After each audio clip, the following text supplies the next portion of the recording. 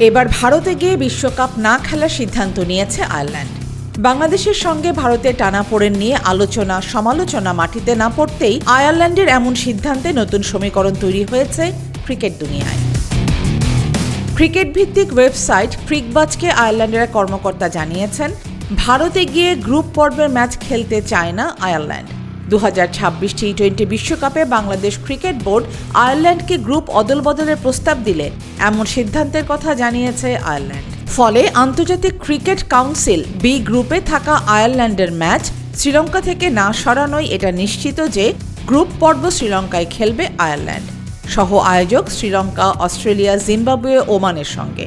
এই গ্রুপের সব ম্যাচ অনুষ্ঠিত হবে ক্যান্ডি ও কলম্বোতে।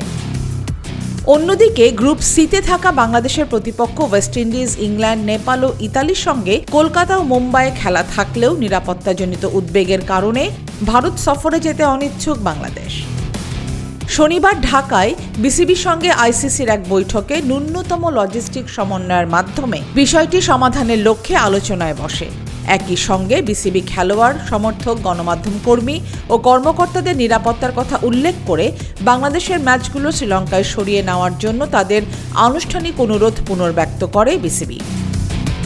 চলতি মাসে IPL franchise Kolkata night Riders থেকে পেসার মুস্তাফিজুর রহমানকে ছেড়ে দেওয়ার পর ভারতের সঙ্গে বাংলাদেশের যে সম্পর্ক অবনতি হয়েছে, বিশ্ব ক্রিকেটে তার যে প্রভাব পড়েছে তা নিঃসন্দেহে বলা যায়। ফারহানা আহমেদ, আয়না টেলিভিশন।